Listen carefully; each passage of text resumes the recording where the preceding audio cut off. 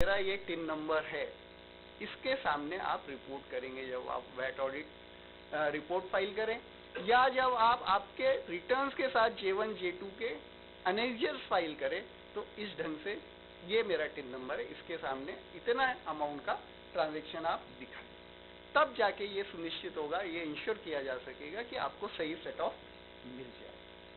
फिर सबसे बड़ी बात यह है कि हम लोग रिलेशनशिप मैनेजमेंट को थोड़ा सा हमको ध्यान देना, कोशिश करिए कि सारे लोग जिनसे आप डील कर रहे हैं उनके साथ आपके संबंध जो है वो मधुर रहने चाहिए। आपको रिलेशन बना के रखना पड़ेगा, उससे रिलेशन बिगाड़िए मत। पता नहीं कब कौन काम आ जाए और कब आपको किसका काम पड़ जाए। जैसे आपको बताया नहीं, मैं डिपार्टमेंट की बात नहीं कर रहा हूँ, क्योंकि बाद में क्या होता है कि वो बोलता है अधिकारी कि भाई आप उनसे ये कंफर्मेशन लेके आओ। अब आपके रिलेशन ठीक रहेंगे तो वो कंफर्मेशन देगा, नहीं तो नहीं देगा। वो अधिकारी कहता है कि साहब ये तो फॉर्म डिफेक्टिव है, ये जरा उससे ठीक करवा के ले आओ। ये तो टैक्स इनवॉइस है, इसमें तो उसका टिन गलत लिखा हुआ है, जरा ठीक करवा के ले आओ, सिग्नेचर कराओ।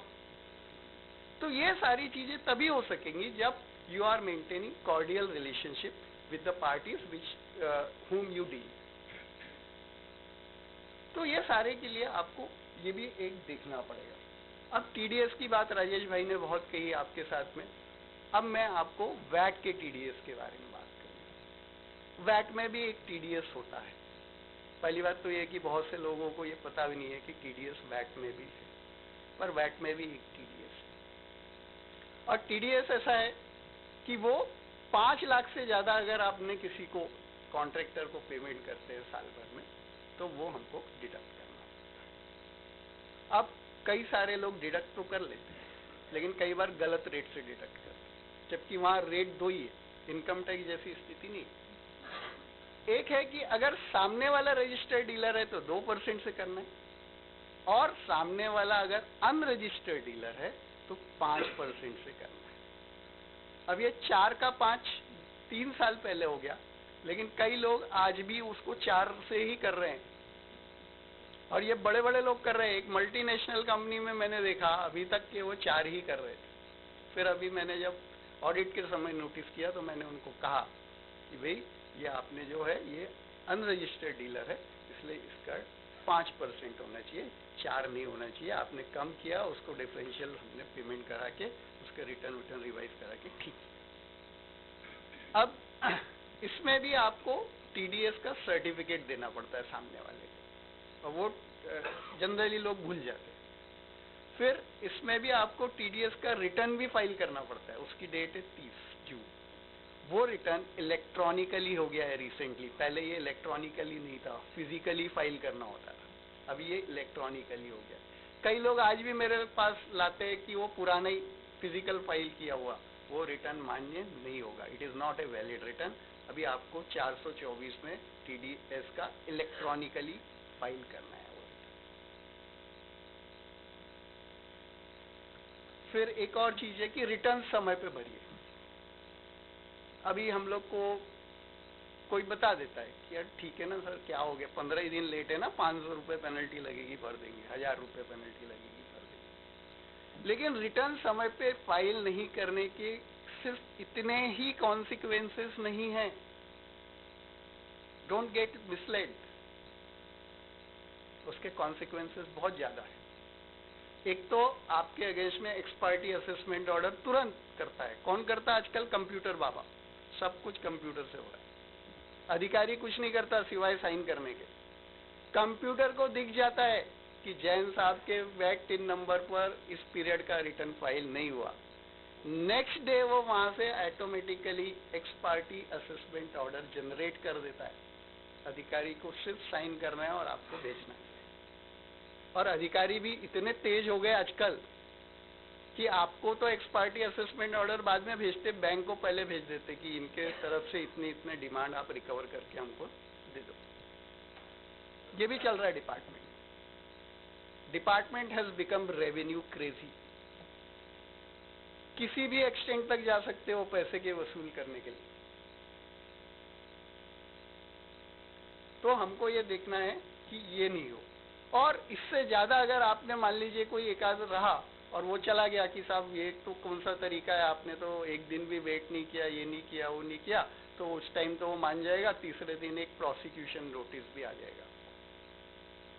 और अभी तो मैंने सुना है कि जो हमारी महाराष्ट्र की गवर्नमेंट है उसके पास कुछ अलग प्लान है। वो सोच रहे हैं कि भाई नागपुर की जेल छोटी हो गई है, इसको नई जगह पे बड़ी कैपेसिटी के साथ बनाने का प्लान है। So friends, these were my views on the developments in the sales tax department. Thank you so much for giving me a patient hearing. Thank you Shailendra भैया। छोटी छोटी बातों में नागपुर की जेल भी छोटी हो गई है। फ्रेंड्स, एक दोनों स्पीकर ने एक ही चीज वो कही है, वो रिपीट थोड़ा सा करना चाहता था, बस एक ही लाइन का है कि बोले आज तक कभी कोई डॉक्टर को ऐसा नहीं देखा है कि मैंने ऑपरेशन किया है, मेरी गलती हो गई है तो शायद इसको हटा दो, मेरे को जला दो उसकी जगह। जो जलता है, जो मरता है वही जलता है basically. Ultimately the entire liability is of the SSC और the dealer, they have to take the precaution. Actually छोटी छोटी बातें, जो कॉन्सेप्ट था बेसिकली इसी कॉन्सेप्ट से डिजाइन किया था कि you have to be aware कि what are the precaution that you should take in the routine course. Friends, another important topic, जो सबसे बड़ा गवर्नमेंट का रेवेन्यू आ रहा है वो है service tax and excise customs. इससे सबसे बड़ा रेवेन्यू गवर्नमेंट का आ रहा है and the revenue is rising, so is the consequences, penalty, fine और बहुत सारी चीजें उसमें जो कॉम्प्लायंसेस बढ़ रहे हैं। To cover this topic, a dynamic young speaker Varun ji, I would request him for his presentation.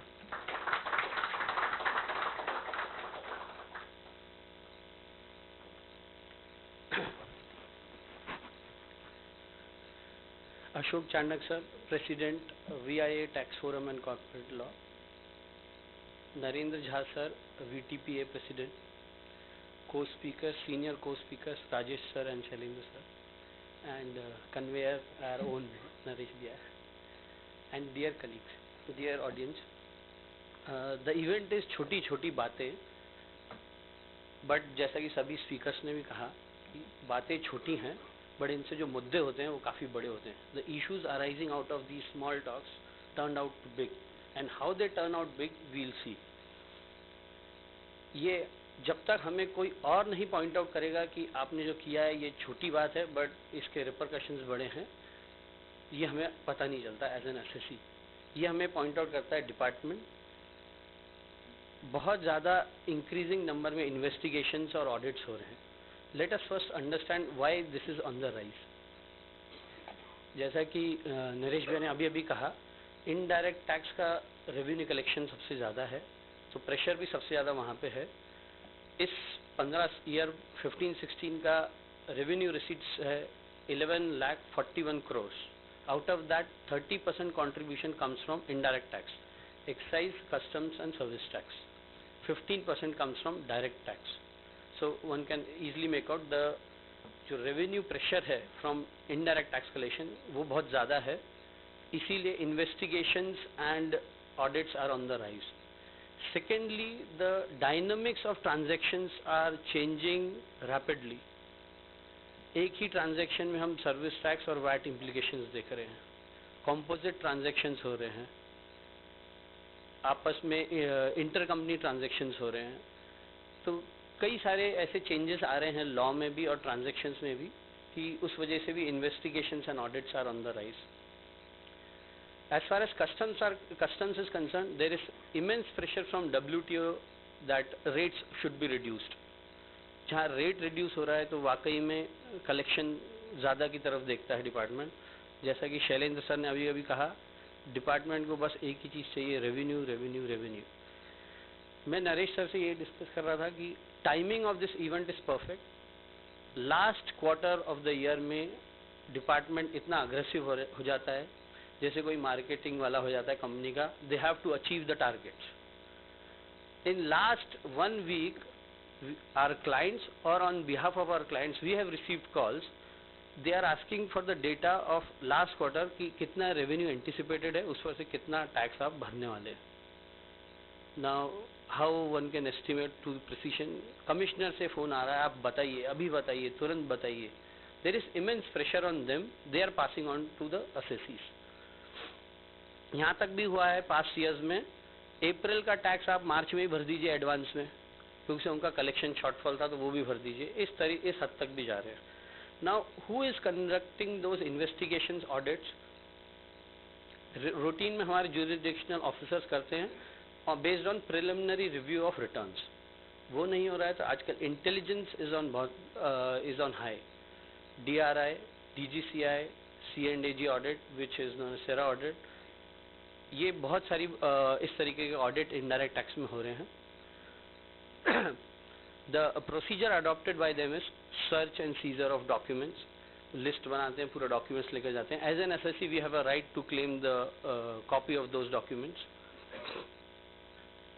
Summons बहुत हो रहे हैं, 48 आवर्स तक भी समन्स जा रहे हैं. लेट नाइट, रात में 3-3 बजे तक भी समन्स चल रहे हैं. मैनेजिंग डायरेक्टर्स को बुलाया जा रहा है, सीनियर की पर्सन्स को बुलाया जा रहा है. ऐसा भी हो रहा है इनडायरेक्ट टैक्स में. Now after all these things, search seizure हो गया, समन्स हो गया, the immediate, if there is any finding, they immediately put the pressure on the SSC कि पे करिए इस टैक्स को, शो कॉज के पहले पे करिए, शो कॉज आएगा फिर आप वो साइकिल में फंस जाएंगे, पे करिए पे करिए. At times the pressure is so much that SSC literally succumbs to the situation. वो सरेंडर कर देता है और वो पे करता है.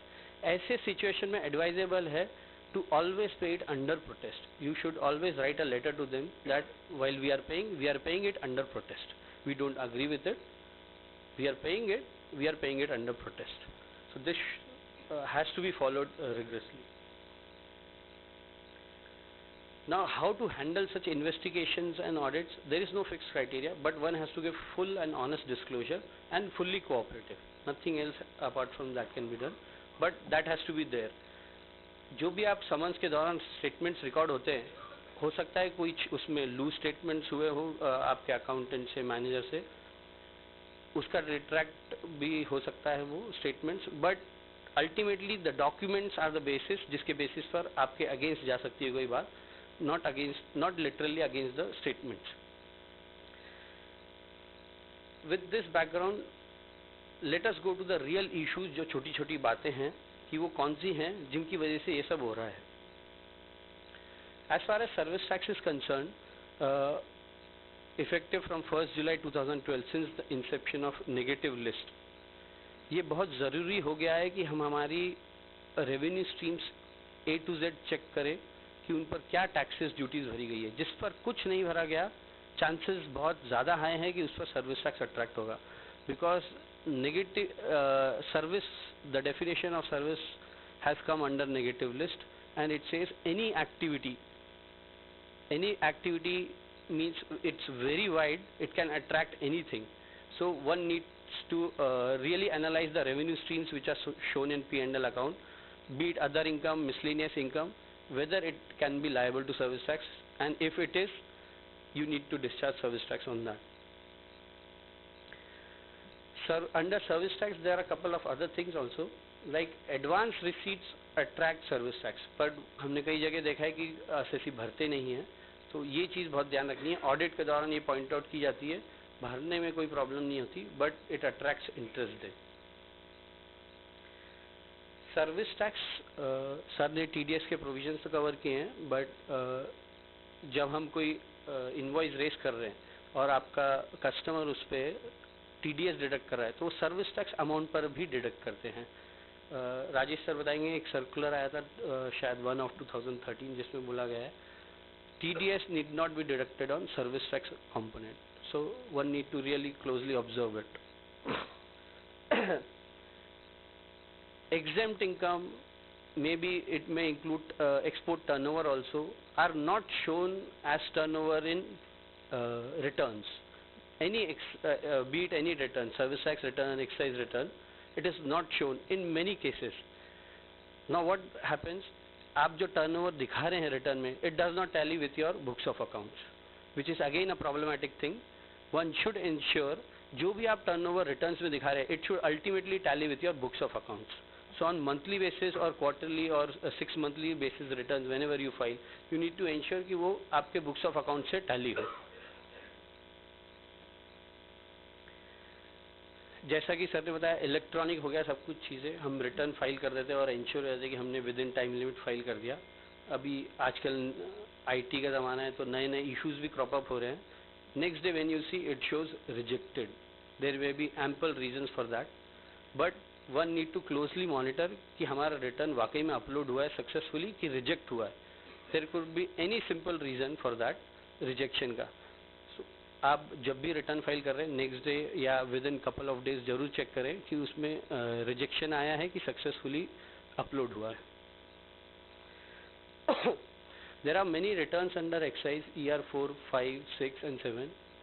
ER 1 जो स्टैंडर्ड रिटर्न है वो काफ़ी एसएससीज फॉलो कर रहे हैं, but as far as 4, 5, 6 and 7 are concern वो कई एसएससीज को एप्लीकेबल है जिनका tax payment duty payment is more than 1 crore, but वो कई बार कंप्लायंस में नहीं हो रहा है। तो वन नीड टू इंश्योर कि वो हमें एप्लीकेबल है क्या और whether we are filing within timelines और नॉट। एक्साइज रिटर्न में one thing which needs to be closely observed is it cannot be revised ER 1। So what you are filing in has to be very concrete. Good planning is required for that. तो minutely observe करके ER 1 return file करें अपना, जो कि 10th of next month को भरा जाता है।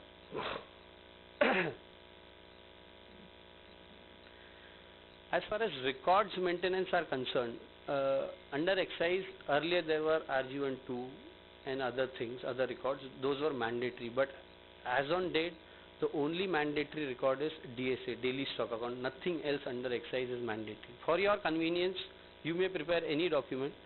As far as compulsory documents are concerned, it is only DSA. And for the sake of convenience, returns के साथ हम सेनवेट रजिस्टर बनाते हैं, जो कि ज़रूरी भी है।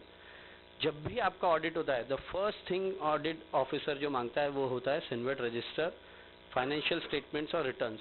आपस में इन सभी का कोरिलेशन बहुत ज़रूरी है। एक और चीज़ जो हमें माइन्यूटली ऑब्जर्व करनी है वो है ट्रेडिंग एक्टिविटी। जिस तरीके से एग्जेम्प्ट सर्विस डिफाइन हुई है, it covers trading activity also. As a manufacturer और as a service provider you are eligible to take Senvet credit, provided you are manufacturing dutiable goods and providing taxable services. जहाँ भी exempt goods आ गए, exempted goods आ गए या exempt service आ गई, वहाँ आपका Senvet में रिवर्सल भी आता है, वहाँ आपको डिसअलाउंस आता है क्रेडिट का। ट्रेडिंग ये एक ऐसी एक्टिविटी है जनरली हर मैन्युफैक्चरिंग कंसर्न में होती है, कुछ ना कुछ ट्रेडिंग रिमूवल एज सच हो गया तो it also amounts to trading. तो you have to ensure trading being an exempt service, उसका सेनवेट पर रिवर्सल आता है। उसके फार्मूलाज देखेंगे तो फार्मूला स्ट्रिक्ट ट्रेडिंग पर जाएंगे तो वो बोलता है पूरे आपके सेनवेट पे उसका इम्पैक्ट आता है रिवर्सल का, but practically which is not possible. जो directly attributable to taxable service है या ड्यूटेबल गुड्स है, उनका रिवर्सल तो बिल्कुल नहीं होना चाहिए। तो the formula should be applied to common services only. Like किसी भी कंसर्न में ऑडिट चार्जेस हैं तो वो common to in at entity level है, नॉट रिलेटेड टू एक्टिविटी हैं, तो वहाँ पे आप रिवर्सल ले सकते हैं।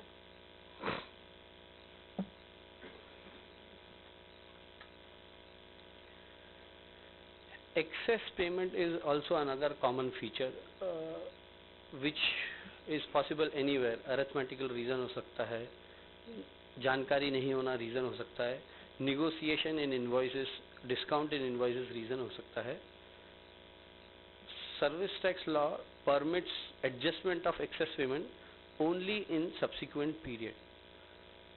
Period means if your liability is monthly, then the immediate जिस मंथ में आपका एक्सेस पेमेंट हुआ है तो इमीडिएट नेक्स्ट मंथ में ही यू कैन एडजस्ट। अगर आपका क्वार्टरली पेमेंट है तो इमीडिएटली नेक्स्ट क्वार्टर में you can adjust. It is not period, so it can not go beyond that period, beyond that month और क्वार्टर। सो जहाँ भी excess payment होता है it has to be adjusted immediately within the succeeding month और quarter. It can not be prolong, otherwise audit के वक्त वो disallow होता है और it attracts interest. The other scenario is जब रीनिगोसिएशन डेफिशिएंट सर्विस होती है या कुछ भी होता है तो हाउ, यानी अगर आपने ओरिजिनली 10 लाख में एग्रीमेंट हुआ आपका कोई सर्विस का, फाइनली आपने इनवॉइस भी रेस किया है एडवांस का, बट वो रीनिगोशिएट हुआ है, suppose it has been reduce to 5 lakhs, तो आपने पॉइंट ऑफ टैक्सेशन की वजह से सर्विस टैक्स तो फुल डिस्चार्ज कर दिया, आपको पेमेंट रिसीव हुआ या नहीं हुआ, because you have raised N invoice, आपने सर्विस टैक्स फुल 10 लाख पर डिस्चार्ज कर दिया, बट सर्विस वैल्यू रिवाइज हो गई और 5 lakhs पर चली गई. How, what can be done with that excess service tax जो आपने 5 lakhs पे भरा है? तो that is treated as excess payment. Credit can be taken, credit not as in CENVAT credit, payment का क्रेडिट, आपका जो सब्सिक्वेंट पीरियड में लाइबिलिटी आती है, आप उसके अगेंस्ट इसका एक्सेस एडजस्टमेंट कर सकते हैं. As far as credit note is concern, जहाँ पे आप क्रेडिट नोट इशू कर रहे हैं, it has to be of for value of service only. उसमें value of service plus service tax आपको नहीं करना है, बिकॉज जो रेसिपिएंट ऑफ सर्विस है उसके लिए क्लियरली प्रोविजन दिया है, जहाँ आपका ऐसा रीनिगोशिएशन होता है तो आपने एक्सेस क्रेडिट का रिवर्सल खुद ही करना है. तो what credit note as a provider आप रेस करेंगे वो सिर्फ वैल्यू ऑफ सर्विस का होगा, ना कि वैल्यू प्लस सर्विस टैक्स होगा. ये हमेशा कंफ्यूजन रहता है कि क्रेडिट नोट में सर्विस टैक्स आएगा या नहीं आएगा. जहाँ हम क्रेडिट नोट डेबिट नोट की बात करें, वन इम्पॉर्टेंट थिंग इज, जब हम सेनवेट क्रेडिट लेते हैं, वी हैव टू एंश्योर वो किसी प्रोफॉर्मा इनवॉइस, किसी फोटोकॉपीड इनवॉइस या किसी डेबिट नोट पर नहीं मिलता है.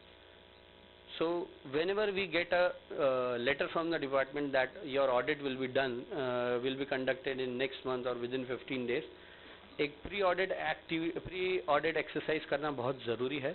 उसमें you need to do the screening कि हमारे invoices whether they are in place, उसमें कोई प्रोफॉर्मा इनवॉइस है तो उसका ओरिजिनल लगाएं, फोटोकॉपी है तो उसका ओरिजिनल से रिप्लेस करें, कोई डेबिट नोट डेबिट नोट है तो उसकी जगह कोई ओरिजिनल इनवॉइस ऑब्टेन करें. This is again very small thing, छोटी बात है but very important, otherwise credit deny होता है ऑडिट के वक्त. एक और चीज़ जो हमारी प्री ऑडिट में देखी जाती है वो ये है कि आरसीएम का जो पेमेंट है, रिवर्स चार्ज मैकेनिज्म में जो पेमेंट हमने देखा है, कुछ जो पार्शियल रिवर्स चार्ज हैं उसमें अगर सर्विस प्रोवाइडर आपका इंडिविजुअल एचयूएफ पार्टनरशिप फर्म है तो ही ओनस आपके ऊपर आता है as a corporate entity. As a natural course what happens, accountants के माइंड में आ जाता है कि ये अगर पर्टिकुलर सर्विस है XYZ तो मुझे इसमें रिवर्स चार्ज में भरना ही है, और वो भले ही किसी कॉर्पोरेट एंटिटी ने प्रोवाइड किया हो तो भी वो रिवर्स चार्ज में भर देते हैं, विच इज़ रॉन्ग. आपका ओनस नहीं है वहाँ भरना, एज अ कॉर्पोरेट एंटिटी उनका ओनस आपको चार्ज करना और रिकवर करके फिर गवर्नमेंट को भरना. जहाँ इंडिविजुअल एचयूएफ या पार्टनरशिप फर्म है वहीं आपका ओनस है कि आप आपका शेयर डिस्चार्ज करें गवर्नमेंट को. When audits are conducted, CENVAT registered is verified by the department along with the respective invoices, be it of inputs, capital goods or input services. Now इसमें सबसे बड़ा इशू जो आता है वो ये देखा जाता है कि इनपुट्स के कैटेगरी में कैपिटल गुड्स जो कि क्वालिफाई नहीं होते एज कैपिटल गुड्स उन्हें भी लिया हुआ है और सेनवेट क्रेडिट फिर उनका लिया हुआ है. कैपिटल गुड्स जो आप टिपिकली अकाउंटिंग में फिक्स्ड एसेट रजिस्टर बनाते हैं वो परसेप्शन कैरी फॉरवर्ड करते हैं आप एक्साइज में, which is absolutely wrong. Capital goods defined है सेनवेट क्रेडिट रूल्स में, डिफाइंड चैप्टर में आपके गुड्स फॉल होते हैं 84, 85, 90 और जो भी स्पेसिफाइड हैं उनके कंपोनेंट्स पेयर्स पार्ट्स हैं तो then only they qualify as capital goods. उन्हीं का क्रेडिट आपको मिलता है. जो आपका फिक्स्ड एसेट रजिस्टर के कैपिटल गुड्स है उनका प्लेनली आप सेनवेट नहीं ले सकते. This is one common thing which we have observe जो हमें ध्यान देने की जरूरत है.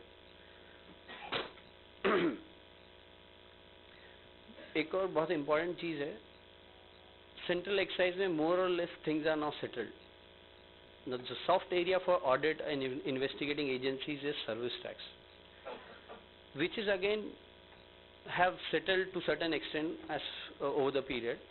Now they have, since they are pro revenue now, so much behind revenue that अगर आपने किसी इनवॉइस पे क्रेडिट लिया और उस पर प्रोवाइडर का सर्विस टैक्स रजिस्टर्ड नंबर नहीं मेंशन है, which is mandatory but supposedly नहीं है, they will allow the credit, disallow the credit, sorry, they will disallow the credit.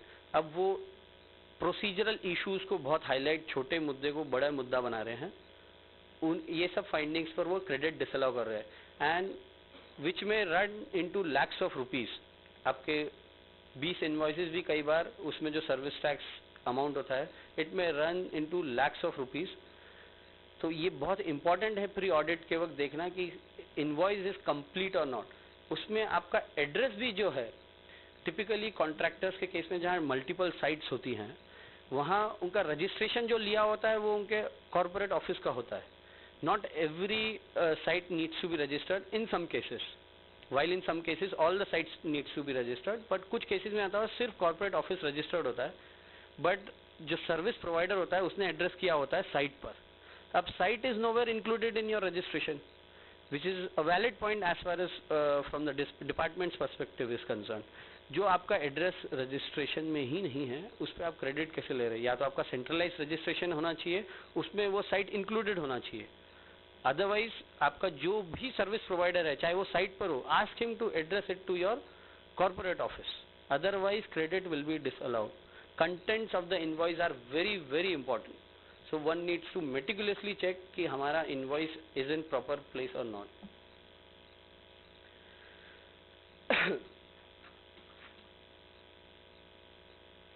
As far as customs is concerned, the common thing is it is majorly applicable to importers and exporters, mainly to importers one may say, as far as duty payment is concerned.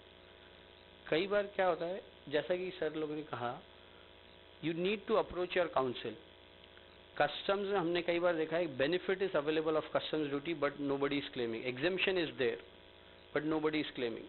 When they come after a year or so, the time is gone to file an appeal. The bill of entry itself is an appealable order.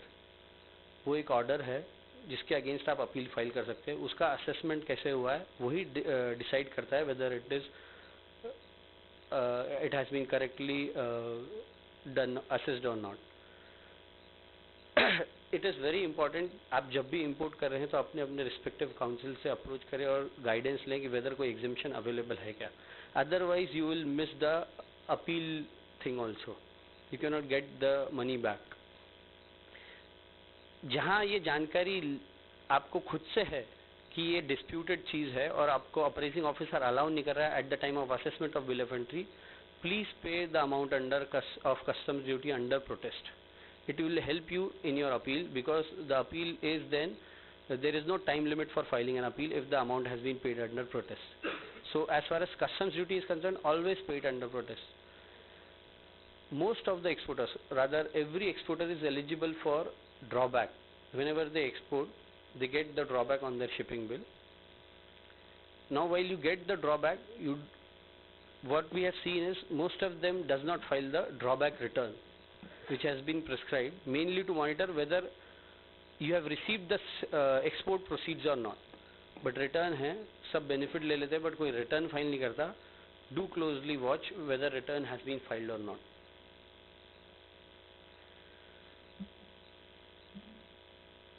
Nothing much left to say, but जैसा कि sir ने कहा, IT का ज़माना है, तो उससे एक स्टोरी याद आती है. एक काफ़ी इन्फ्लुएंशियल स्पीकर थे, उन्होंने अपनी स्पीच दी. एंड में उन्होंने बताया मेरी ज़िंदगी में दो ही लोग मायने रखते हैं, मेरी बीवी और एक मेरी माँ, दूसरी औरत जो कि मेरी माँ है. इसे एक बंदा ऑडियंस से सुन लेता है, उसे बड़ा इम्प्रेस हो जाता है. घर जाकर अपनी वाइफ को डिनर टेबल पे बोलता है, मेरी ज़िंदगी में दो ही औरतें जो बहुत मायने रखती है, एक तुम और दूसरा वो भूल जाता है. तो नेक्स्ट डे वो हॉस्पिटल में पाया जाता है. इसलिए सर ने जैसा कहा, कॉपी पेस्ट का ज़माना है, कॉपी तो कर लीजिए पर प्रॉपर वे में करिए. तो this is how I want to end it, copy paste के ज़माने में. Thank you. Thank you. Friends, at the end of this session, you all will agree with that for this session, for this Choti Choti Badai, I have arranged the best speakers of the city and the country for this program actually. Friends, the forum is open. We can have the question and answer session on this so that we can discuss further the whatever issue it might be there. Yeah, the forum is open for the question and answer. Yeah, sure.